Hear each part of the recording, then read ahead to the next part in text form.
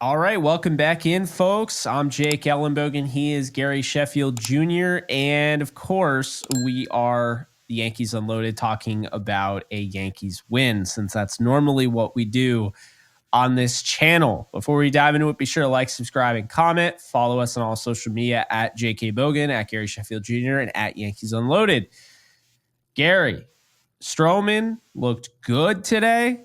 Judge with another home run. And this team just continues to roll. Volpe with his 18th straight hit, hitting streak, keeping it to 18. I mean, today was Soto's kind of like nightmare game that I felt was coming. Just trying to do too much. In addition to that, having a terrible umpire that, the gauge on yes, all the way down to pitcher friendly, which I've never seen in the history of the gauge. Okay. I've never seen that. No, umpires don't usually like going that way. It didn't. You want to be That hit was or, wild. Yeah, it was crazy. And remember, before this game actually started, so yesterday I brought up the fact that Stroman likes to nibble. He wants to throw that backdoor sinker. He wants to throw the slider off of that. And then, of course, he's been working on that splitter. Well, this San Diego team also is free swinging, very similar to what we saw out of Toronto a few weeks ago. Yeah. Having said all that, when you get a zone like this and Marcus Stroman in his last 13 and a third innings, I believe, has walked two guys, he's going to command this game. He did exactly that. He was completely dominant. If Marcus Stroman's getting the outside corner, I mean, he's kind of worked his way and figured out ways to manipulate the zone. He's kind of figured out how to get umpires to bend to his will, if you will. His ERA is under 3. If you said that we were going to get Marcus Stroman, I don't think any of us would have been freaking out that was the one big pickup and then trusting in Luis Gil. Regardless of what we got out of Gil, this is an excellent Marcus Stroman. This is a big game pitcher. Now, am I saying Marcus Stroman is some ace or a 2? I'm not. But what I am saying is that he is a much better 3 or 4 than any other team's got. That's what I'm saying.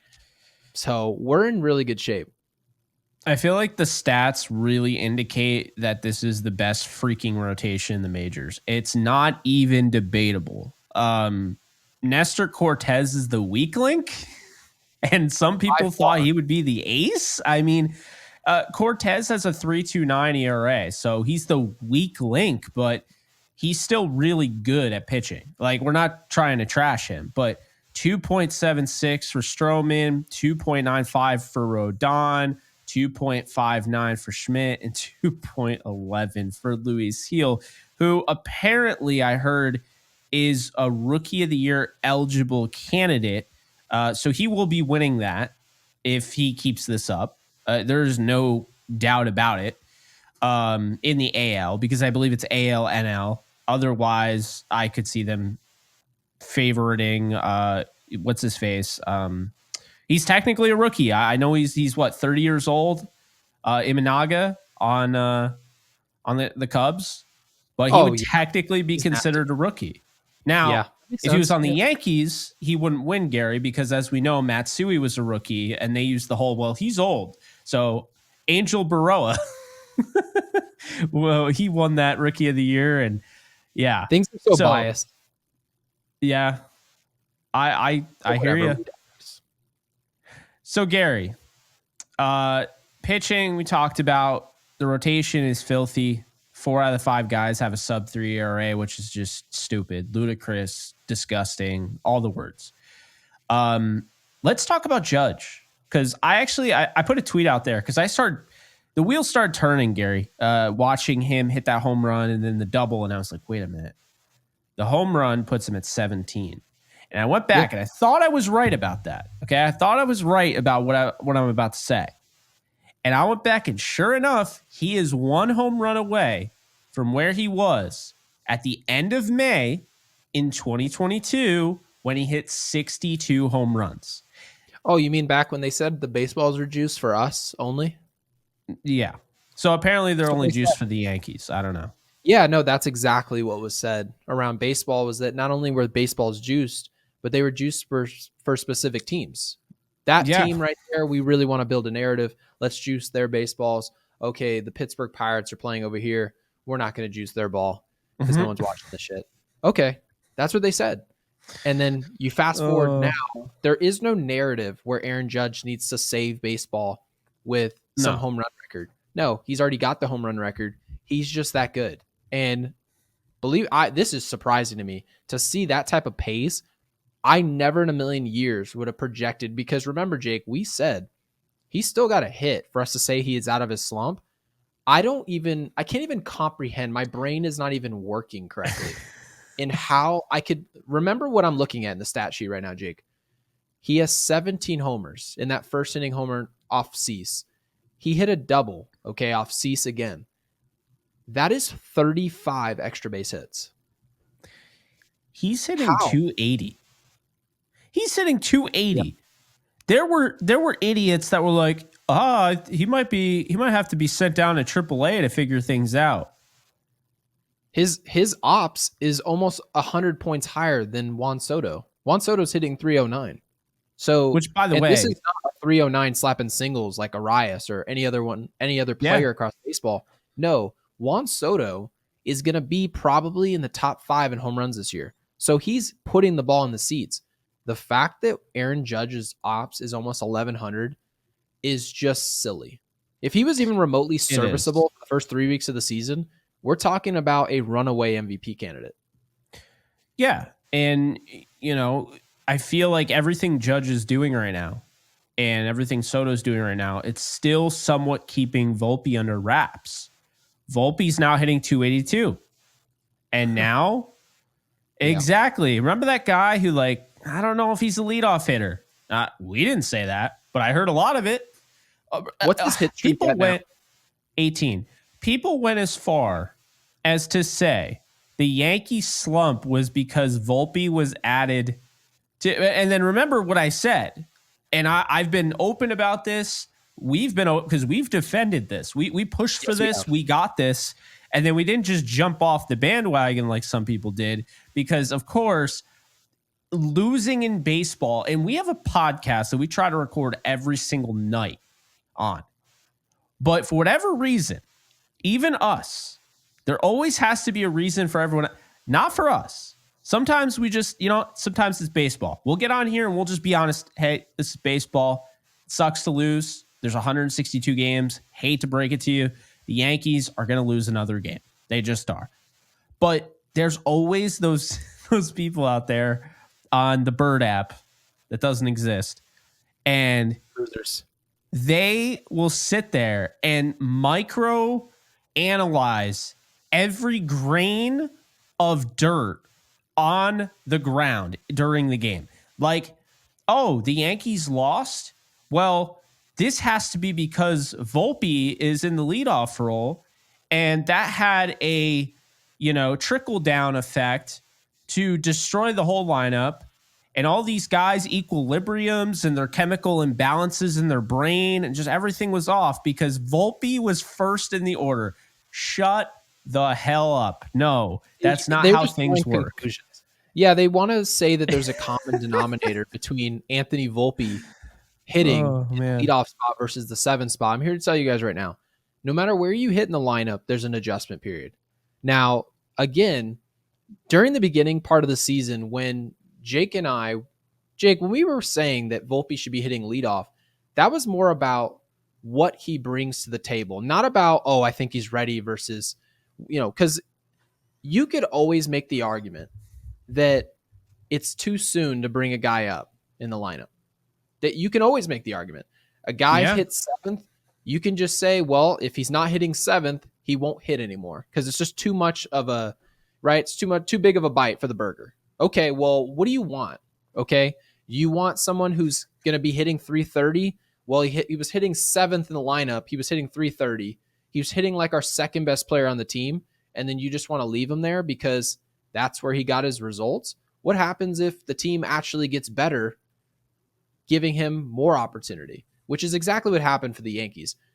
I personally want to know how many runs Anthony Volpe is going to score this year. That's the number I'm interested in seeing because remember, When people were projecting Trey Turner in Philadelphia, because Trey Turner took a discount to go to Philly, we can't forget that. Everyone was talking about, I can see 120, 130, 140 runs. We're talking about records here. What's Volpe doing? What is Anthony Volpe doing? And this is a player who, frankly, isn't walking as much as what we would like. He's only going to get better at that. He's only going to understand the zone more. Obviously, umpires like today aren't going to help you walk, but most umpires aren't that ass. They're not that bad. Most of the time, you can it actually makes a lot of sense, Jake, why Juan Soto hated the zone so much today, because it wasn't much of a zone. So because Juan Soto, if he says something, it's mostly right. I think I've seen him get one thing wrong where he was so adamant against the pitch and it was clearly a strike. It's only happened like once, Gary. He knows the strike zone. So if you're calling, something that's low, like really low, a strike, he's going to say something. He's going to chirp about it, and he deserved to do that. I mean, I don't know. I say he would be great. I don't. No one's ever talked about this before. Do you think anyone's ever had this discussion of whether or not Barry Bonds and Juan Soto would have been great actual home plate umpires? I mean, I think they would, but I don't think they'd ever do it. No, of course not. You think Barry Bonds is going to have foul balls hit off him? No way. But I would love to. I want to know what people actually think about this, because I don't feel like anyone's had this conversation. Of course, I'm sure someone has, because it's baseball. But I want to know what people actually think about this, because, I mean, this is totally random. But I want to know if Juan Soto was behind the plate umpiring, if he would be able to call a game clean, because he knows the zone. You can argue that Juan Soto knows the strike zone better than any other player in our lineup. Like, there's not. He does. He does. It's like having Mattingly again. He's like Don Mattingly. He just knows. He has the eye. He knows the strike zone. He's wicked confident. Yeah, I think I hear you, and I agree with you in that sense. I wanted to throw something out there because I wanted to see back on the Bird app, what my thoughts were on Heel. Because I was going to totally out myself if I was somebody that thought that they should trade him. Okay. I mean, I went back and I looked, and for the most part, I barely tweeted about Heel. Mm-hmm. Heel had that debut in 2021. He threw a 6-inning, like one-hit gem. And then, he got hurt and never pitched again. So now he's back and he's doing what he's doing. Guess what I found? I found this trade proposal from the Score that's actually hilarious. Okay. So I quote tweeted it. I was like, is Jesse Winker not a 220 hitter? Why is he always connected to the Yankees? Why are fans obsessed with him? Do you remember that little moment in time back in 2022? Everyone wanted Jesse Winker. And I was like, I don't know why. I don't get it. I don't think he's that good. I don't know what he's doing right now, but I can tell you right now, I was right on that. This Score, okay, the Score, listen to this trade, okay? I found this. So the Yankees give up Gleyber Torres, okay? Gleyber Torres, Frankie Montas, Oswaldo Cabrera, Luis Heel, Isaiah Kiner-Falefa, okay? For who? They acquire Pablo Lopez and Jesse Winker. Okay, Pablo Lopez, to be clear, is excellent. He's very good. He's really good, but what the hell?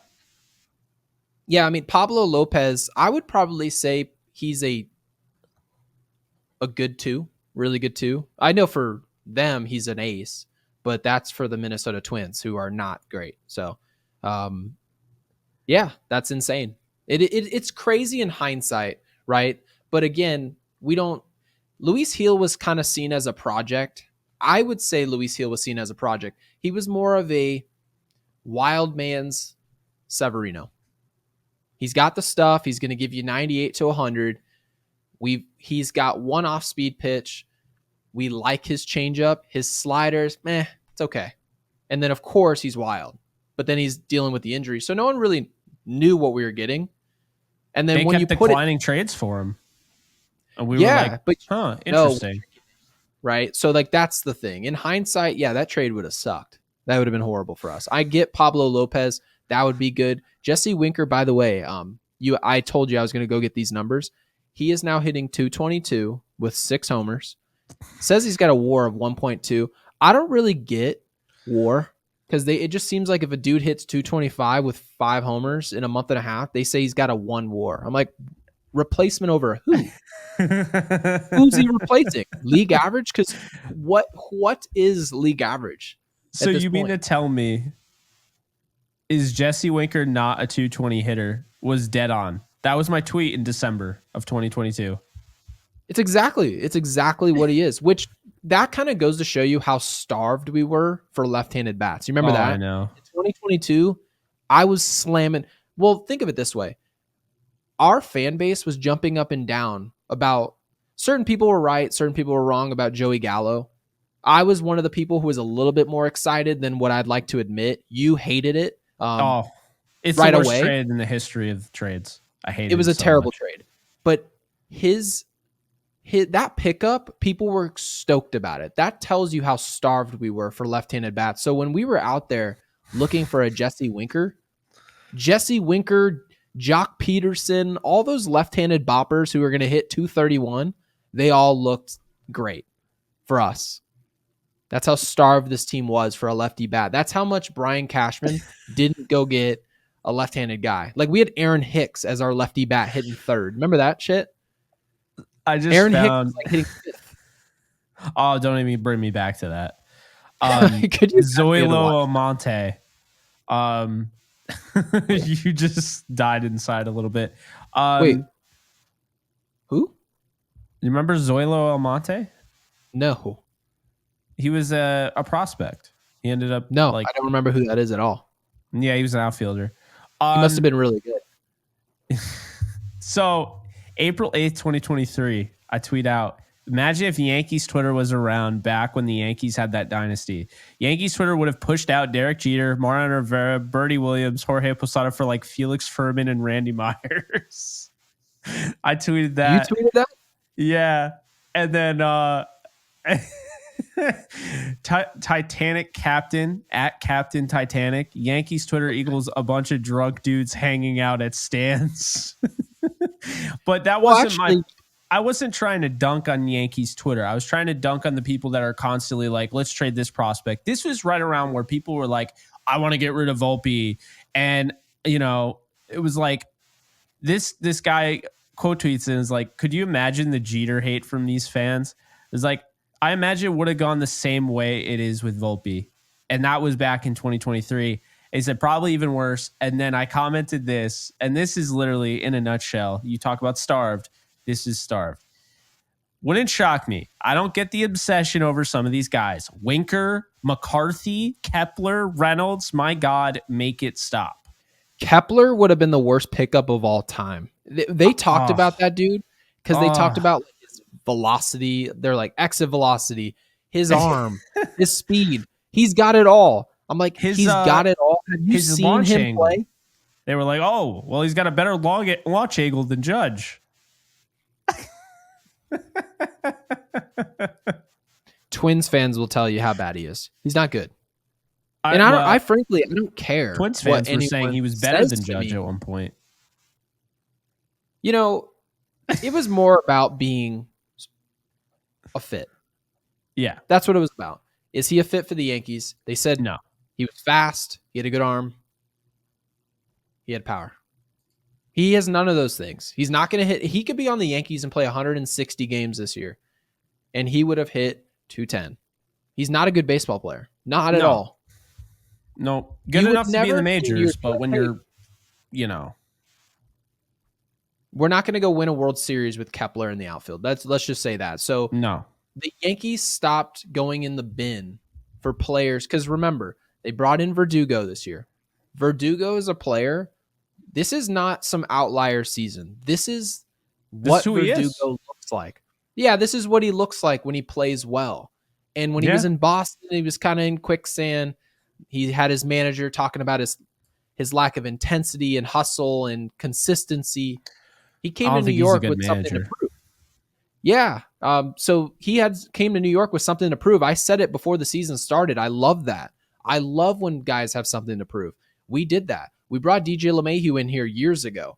He had something to prove. He didn't just show up as a 330 hitter. Yeah, he was really good for some years in Colorado, but he was kind of on the decline. And the Yankees said he's got the lowest launch angle in Major League Baseball, but he's hitting the ball hard. We think we can fix that. They brought him into New York. It worked out, right? But then you look in the outfield, Juan Soto, Verdugo, Judge.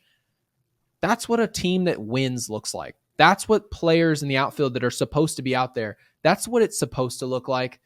These last couple of years, we were seeing like Florial, Clint Frazier, Cordero. What are we talking about? That was never going to turn out to be anything other than 82 wins. And Jeff Passan this year looked at this team, and I love Jeff Passan. I don't love him. I moderately like the guy. He said we were going to win 75 games. How the hell can you possibly sit up here making six figures to talk about baseball and give me that? Are you shitting me? That's horrible. That's so bad.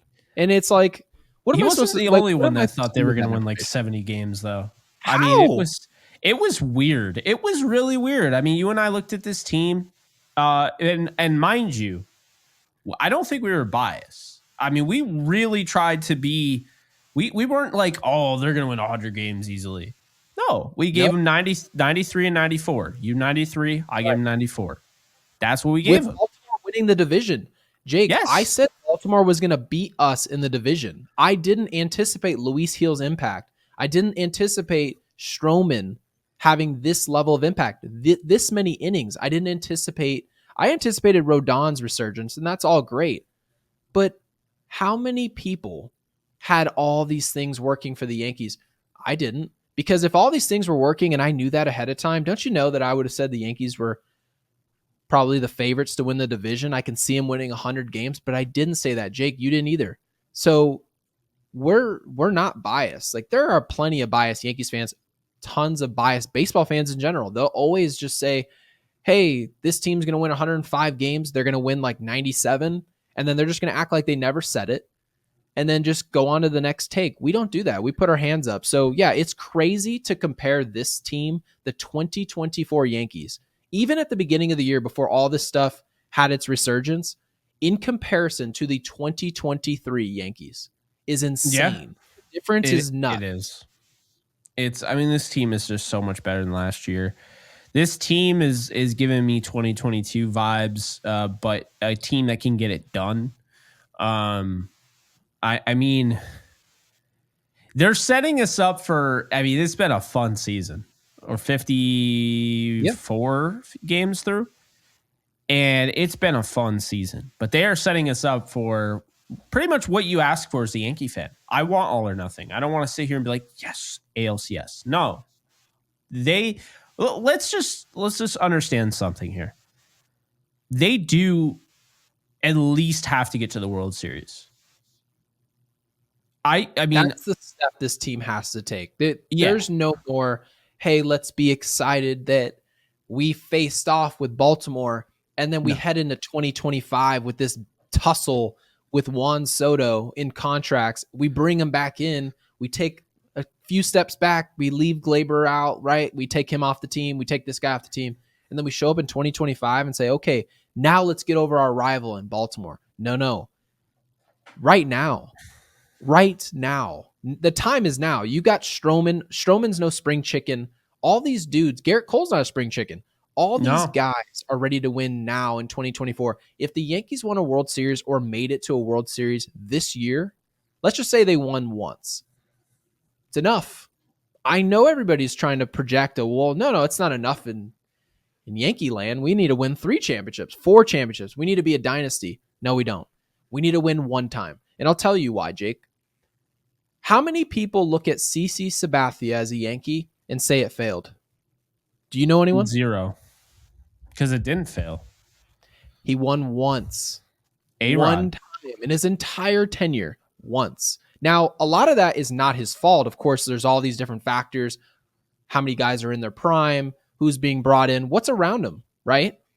Yeah. But we look at CC as this clutch performer, the guy who's going to take the ball with the most pressure on him, and he's going to go full steam ahead and dominate the games he has to dominate at the time it matters, October. He did it once. I talked about Giancarlo Stanton earlier this year. I said, yeah, people are calling for him to be DFA'd. But remember, if Giancarlo Stanton, if we made it to the World Series that year where he just went on a tear, he was going to break the all-time record for home runs in a postseason. Okay? That was his one postseason run that would have had him remembered like a CC Sabathia. It's crazy to say that, to put CC and Giancarlo in the same conversation, but that's what happens when you win. This team has to win one time. And all these dudes are immortalized. All of them. It's insane to say, but that's what happens when you come play in New York. It's the reward.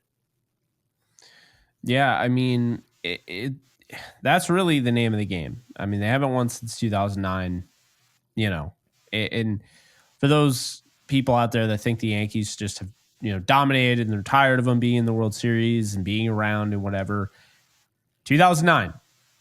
Right? I mean, so I don't feel like this team at any point this season can't get there, but it's a matter of getting it done.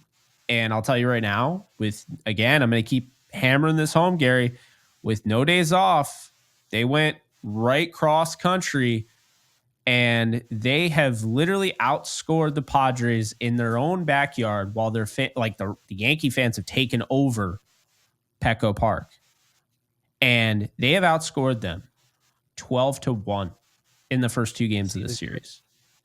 Yeah, I mean, and also Aaron Boone, big credit to him.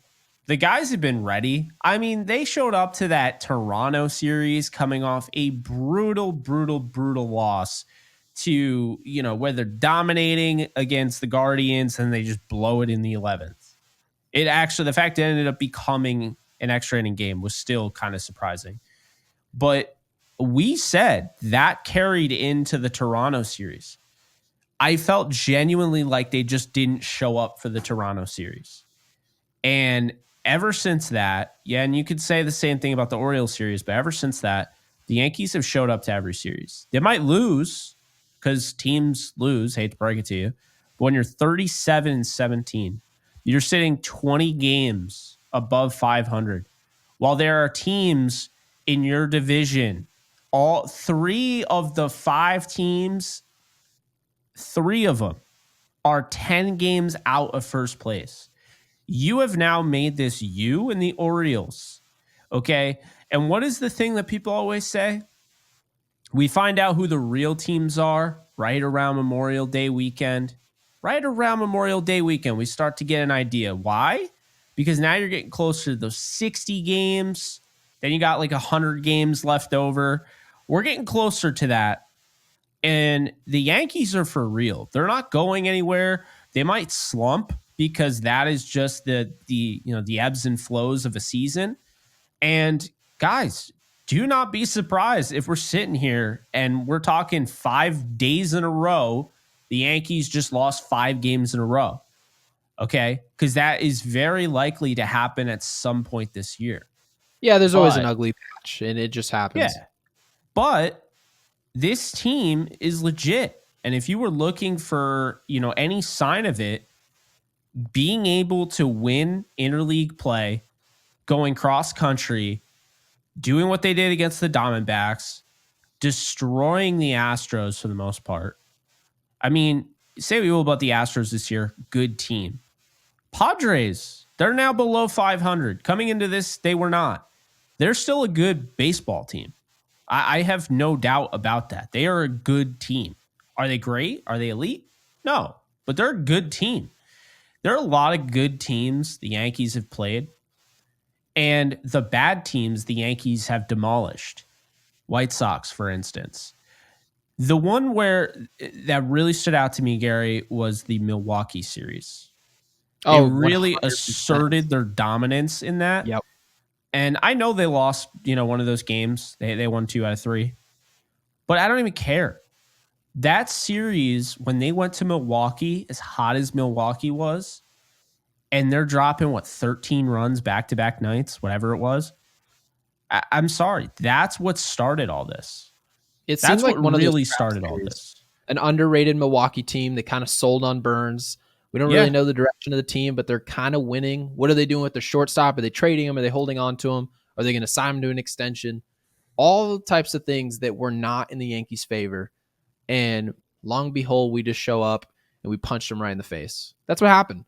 And Yeah. we knew right off the 15, jump. by the way. It was 15. Yeah, insane. We just punched him right in the jaw and walked off. 30 We're better runs team, in 2 games. and we know it. And here's the best thing that ever happened. Okay, so remember how I said if this offense can score, we're the best team in Major League Baseball. Now, our pitching's been much better than, in my opinion, than what anyone could have anticipated. Anybody. Even if you were very high on this Yankees team, I don't think anyone would have thought it was going to go this well. Now, having said all that, here's all the information you really need to know that this team is better than any other baseball team, including the teams with better records than us. And here's all you need to know. The New York Yankees currently are 37-17. Okay, that is 18-8 at home, 19-9 on the road. It's incredible to do that type of work on the road, but here's where it gets funny. They are 10-7 against teams over 500.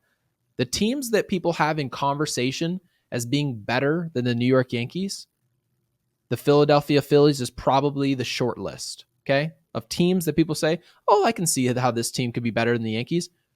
They've played 7 games total with teams over 500. They're 5-2. They're playing in a weak division. You're talking about Washington, New York, Miami, and Atlanta. Atlanta being one of the teams highly, highly talented. They're 11-9. That's the best record in that division against teams over 500. So I'd say all that to say this. The New York Yankees have played far more talent than any other team in baseball. They've passed every test. They've dominated on the mound against teams that can hit very well. They've absolutely scorched the ball against the game's hottest pitchers. You saw it today with Dylan Cease and yesterday with Yu Darvish. They have passed every test given them, period. They've gone into series where we had pretty much no hopes. We didn't like our matchup maybe a week ago with Nestor Cortez. They just show up and they punch you. That's all it is. This Yankees team has a dog in them that I haven't seen in years, to be quite honest with you. It reminds me a lot of those Todd Frazier Yankees, that team.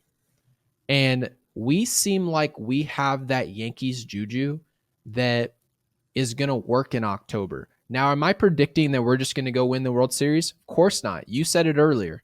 We've still got to do it. You've got to show up and play the games and do what you're supposed to do. We're not just going to get on the show and be like, Yankees are going to win it all. No, we can win it all. It's really difficult, but you still got to go out and earn it. We're not going to just chalk it up and say, well, the Yankees, because maybe a couple of years ago, they won 108 games. You'd think we would have went and won the World Series, wouldn't you have? But we didn't. So part of that is kind of how we do things, what we look like heading into October, which is kind of why we care, Jake, so much about how we do this, protecting Holmes, protecting all these guys in the bullpen. And so, yeah, if we do everything the right way, and so far, I mean, we've blown away expectations. Yeah, Jeff Passan's 77 wins. He can kiss my ass with that. Terrible. I can't let it go. Horrible prediction. So bad. So since that 3-game losing streak that I mentioned, the Toronto series, they did steal one at the end, which was huge. Yes, they did. And then they lost the 8-7. It was in 10 against the Guardians. So since that, right, they finished that 3-game losing streak 12-6 on the year. Okay. So 12-6. So if you're doing the math, that's 25-11 since. Yeah. And one thing I actually want to point out, because Seattle wasn't a big issue. I mean, Seattle just stopped the Yankees from having a win streak of, let's see, 1, 2, 3, 4, 5, 6, 7, 8, 9, 10, 11, 12, 13 right now. Yeah, we farted away game 1. So let's be very clear about what happened in that Seattle series. We blew that game. So they've won 11 of their last 13, which I heard is pretty good. I don't know. Sources tell me. Fun fact though, in those 11 games, that's when Judge has gone absolutely nuclear. So shocker there. Yep. But Gary, I feel like the reason why this team is still somewhat slept on, right? Slept on for a Mhm. team that's 37-17. It's because of that Orioles series, Gary. They lost 3 of the 4, Mhm. and that was considered the litmus test because everyone looks at the Orioles like they're the best team in the league. And no Okay. matter what the Yankees do, the Orioles and their fans are like, well, we won 3 of the 4. I'm telling you right Right. now, they caught them at a weird time. That Orioles series in the Bronx, June 18th through June 20th, it's going to be insane because you have that. You have a homestand against the, Baltimore in June. You have a homestand against Atlanta, which we may or may not go to. And then you got the 2-game, everyone loves the 2-game series at Citi Field against the Mets. It's so weird. They do like the 2 games at Yankee Stadium, and then they wait like a month or 2, and then they do 2 games at Citi Field. And then they got Baltimore to wrap up the first half of the season. Okay. Right before they have them July 12th, 13th, and 14th in Baltimore. And around that time, Garrett Cole is going to be back. So let's not Yeah, forget well, that. Garrett Cole could be back as early as what? That Dodgers series. Yeah, that's probably the soonest. Yeah, that absolutely is the soonest we'd see Garrett Cole. I know he's facing hitters this week, which is excellent. It's great. But it kind of tells us that things are feeling good. And that's all we can ask for. If Garrett Cole's feeling good, he's fine. So Yeah. we expect to see him around mid-June. I don't expect to see him that LA series. I don't see that happening. It can kind of get him out of schedule. LA's lineup is one of those lineups where 1 through 5, they're as good as anybody. So I don't know. Putting Garrett Cole Kansas in that City series. That's going to yeah, be and wild. Kansas City, by the way, Kansas City and They're Cleveland disgusting. have both won 8 in a row. So full disclosure, these are 2 very good teams, which is surprising. No one expected Cleveland to be good. At least Kansas City is surprising. Cleveland, they've always kind of been that like, yeah, we exist and we're that cockroach that doesn't die. Kansas City is the team that's like, so who are they picking this year, number 1 overall? Like that's normally Kansas City, but Kansas City, they have been really good this year, 34-19 on the year. Salvador Perez has been a freak. I mean, he's hitting 326. He's leading the team in home runs. He's leading the team in RBIs and on base percentage. Bobby Witt Jr., he's obviously hitting over 300. It's been kind of weird because aside from those guys, I'm not looking at this roster like, damn, this is a good roster. It's just they're finding ways to get it done. well, Now, Cleveland's like pitchers university. They lose their ace, and you anticipated them to be 35-17. I would have shit myself if you told me they would be 35-17. No way. This is no. crazy. This is Seth insane. Lugo, by the way, has been crazy for Who? KC. Seth Lugo. His been ERA really is like 1.8. Yeah, no, he can end up winning the AL Cy Young the way the pace he's on. He's been amazing. Singer's he's always been a problem for the Yankees. I'm not looking forward to pitching again, going up against him. Singer, his ERA against the Yankees must just be a flat out 0. I feel like I can just hear Michael K. like they cannot hit Singer today. Yeah, well, they can never hit Singer. So what else is new? You know what would be insane? The most insane trade ever made. Okay, so you remember how at the beginning of this year I said I like the Burns pickup for Baltimore, right? Objectively speaking, he's an excellent arm for Baltimore to have brought in. It was perfect, right? He's big inning. He's consistent. He could take the ball in a big game. You know what would be the craziest pickup? And I hate to say this on a Yankees podcast. The craziest pickup for any team would be if Baltimore traded for Kikuchi. How insane. Because they know the Yankees, we just can't touch his ass. We don't touch him. I thought you were going to say... Yeah, I thought you were going to say Singer. I was like, what the hell's wrong with you? Because remember, Toronto is atrocious. Toronto is 23-28. They're going nowhere at all. And Vladdy Jr., by the way, he's actually having a decent year. So they're going nowhere. We literally said, Wasn't hey, he in the movie? What's up? Didn't he say this year was going to be a movie? No, I think that was last year. I think we're at the credits now. Vladdy Jr. is smoking some major crack if he thinks that Toronto Blue Jays team is going anywhere. They're going nowhere. They're not passing Tampa. If you're not passing the Rays, who are sitting 11 and a half games back in fourth place, they have no pitching, sniffing them, you're on a 2-game losing streak. What are you talking about? Your team is going nowhere. They just put Lau on the DL. Like, could you imagine telling people that, hey, this season's going to be a movie, and the team that's in fourth place in the Tampa Bay Rays is on a 6-game losing streak. Their run differential this year is -50, and you didn't even gain any ground on them. You're still sitting behind that team. You're not a threat. That you might as well go send Kikuchi to a team that could use him, like Baltimore. By the way, I don't think the Rays only have Jason Adam and Garrett Clevenger as the only guys that have a sub-3 ERA.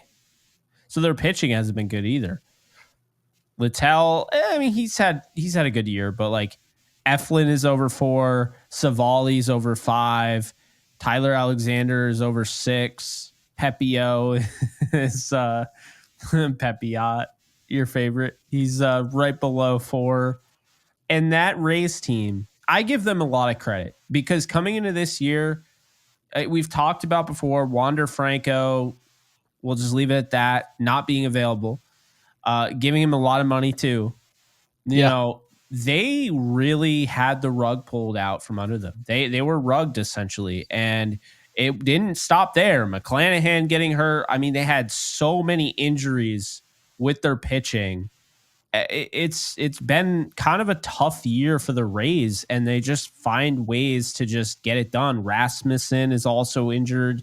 Obviously Jeffrey Springs, but they just put Lau on the IL, and it's like it just doesn't end with them. They finally got Taj Bradley back, but to your point, Toronto, who has way fewer injuries, is behind them. And it's like, I don't know what we're doing. I mean, their injuries right now are Bowden Francis and Chad Green. I mean, I don't even know what to say. This is embarrassing. It really is. And would you think if you talk to a Blue Jays fan or anyone from their staff, if you actually ask them the genuine question, where do you see this team going?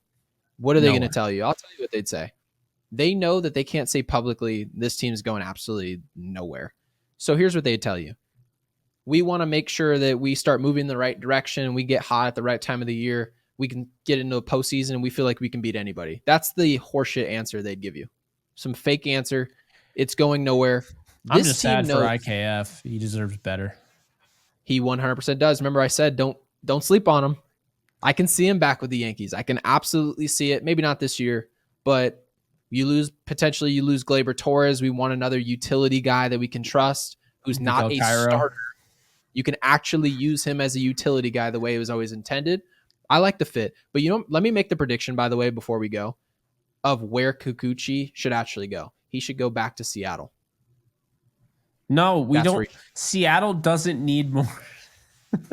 They're going to be a problem in the postseason. I can already see it.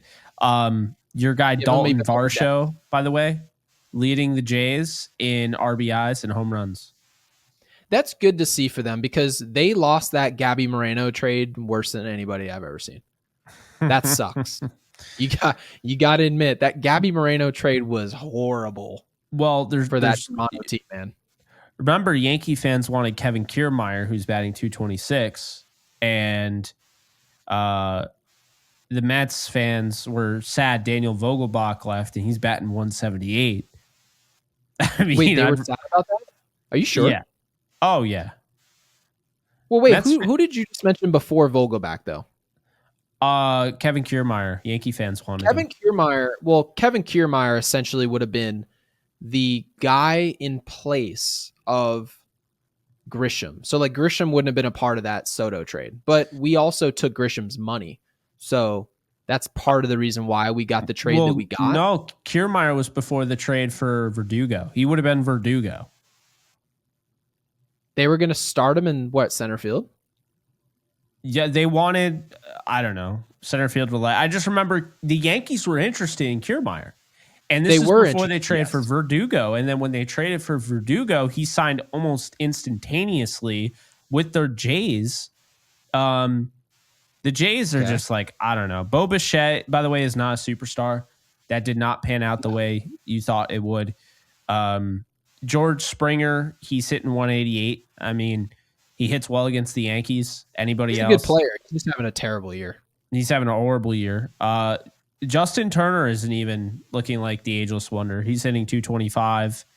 IKF is hitting 264. He might be one of their trade chips at the deadline. And you know, one guy who like definitely didn't pan out, who hurts them, Kevin Biggio. That was one of their top prospects, and he's hitting 196. Is he in the big leagues? He's on, he's in the big leagues. He's 29. Okay. It just nothing worked out. So the one thing I will say that's worked out is Danny Jansen, who's batting 309 and has a over 1,000 OPS. But for whatever reason, they never use him. Oh, it doesn't matter. It doesn't matter who they use. And you're absolutely right. They could utilize him a little bit more with that team, but there are a lot of teams that have assets that some organizations can use, whether it's pitching, some outfield depth, right?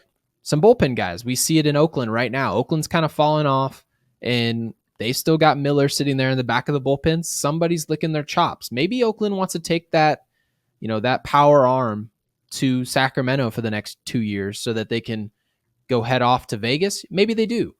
I'm sure Dallas Braden would love that.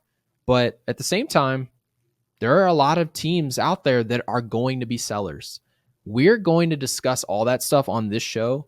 I think that's going to be a ton of fun. The trade deadline is going to be a blast on Yankees Unloaded. I'm here to tell you right now. Yeah. There's nobody that loves trades or deciding if a trade's good, bad.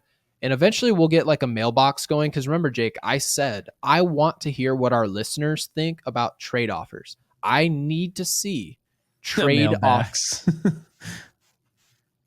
I need to see it. I want to see trades, because you have to remember there are some awful trades out there, and then there's some good ones. Are we grading them?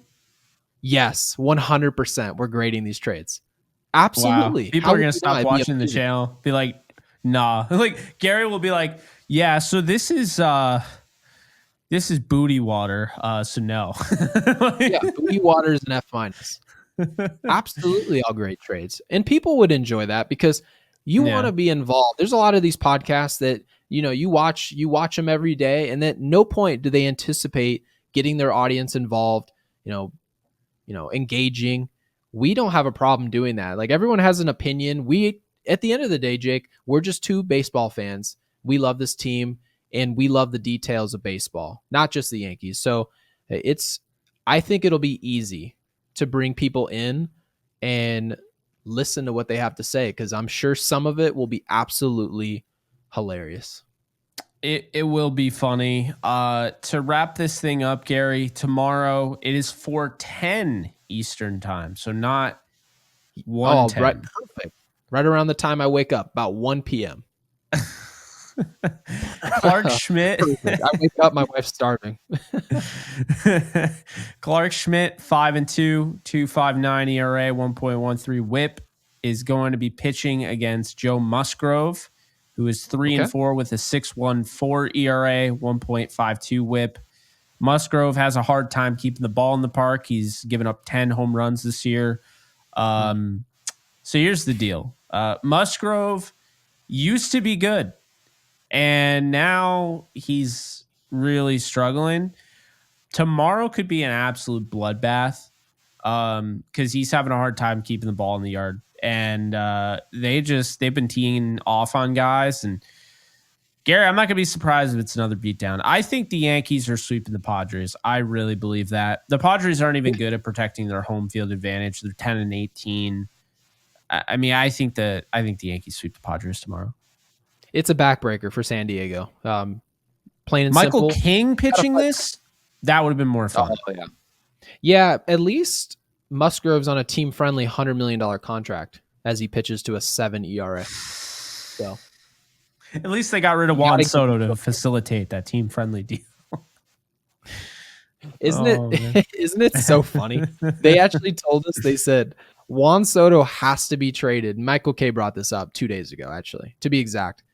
Michael K said, well, part of the reason is that their late owner, who was an incredible owner, by the way, loved everything he did for that team because he was super aggressive, and you have to respect that.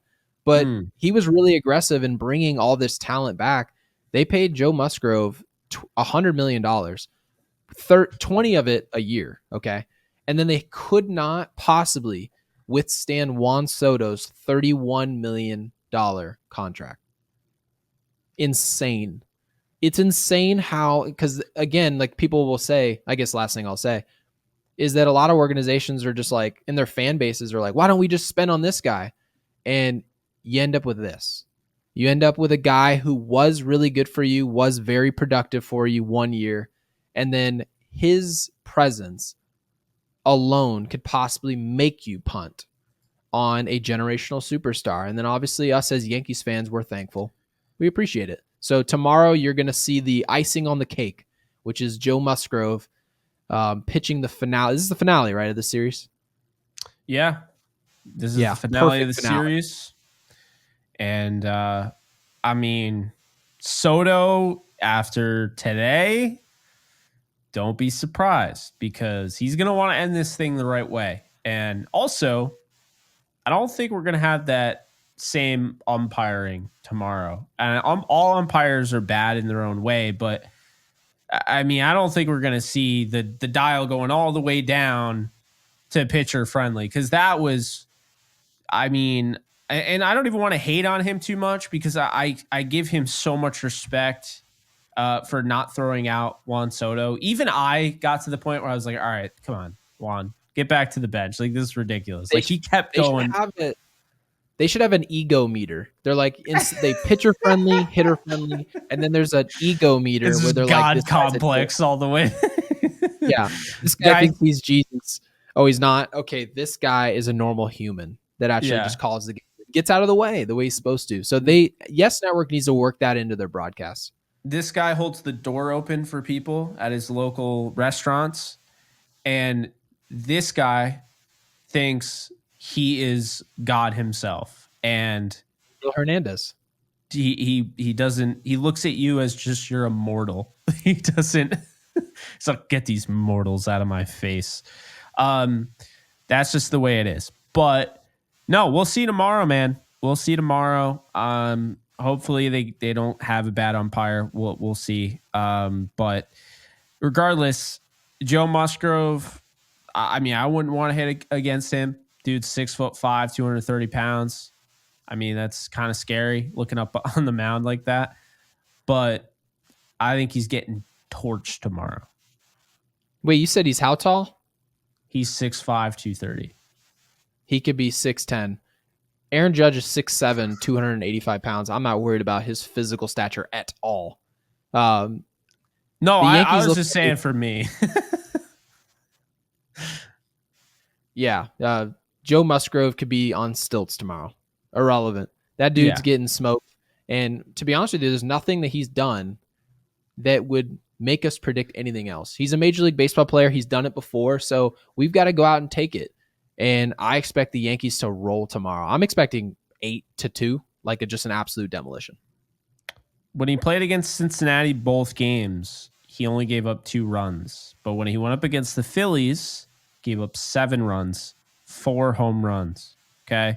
So 4 of his 10 home runs came against the Phillies. Dodgers hit him, got him to 5, gave up 5 runs. The Giants, he gave up 4. The Cubs, he gave up 4. So, come on. Yeah, it just, I mean, let's just put it this way. Even the Blue Jays got 3 on him. If Toronto can get 3 runs on you guys, then you've got bigger problems. That Toronto team is terrible. I don't care what anybody says. I don't care, because Kikuchi, highly underrated player. Like, we give guys credit in their organization. I mentioned earlier, Vladdy Jr. He's having a nice little bounce back year. You said Your Bo redemption Bichette, arc with Kikuchi. It's so Yeah. funny. It really is. Bro's And grandstanding Kikuchi right now after calling him I am Kabuti. I really am. But yeah, like you said, Bo Bichette, not a superstar in any stretch of your imagination. He was just hitting 7th the other day. Superstars don't hit 7th at any point. Guys, watch the unless it's their rookie year. Jersey is going to be behind him before you know it. That would be really funny. That would actually be really so funny. It'd be even funnier if someone made you a Kikuchi jersey, like a custom one. It said Kabuti. Yeah, if MLB would let us.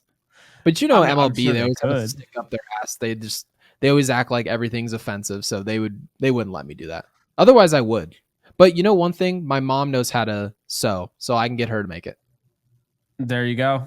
That might need to be a thing. Just because it's lore, man. It's show lore, and we're in our first year, so that stuff is going to, that'll just stay around for a long time. But anyway, that's going to do it. We're talking about jerseys now, so it's time to stop. But appreciate you guys so much. As always, be sure to like, subscribe, and of course, leave a comment, and we'll get back to you on that.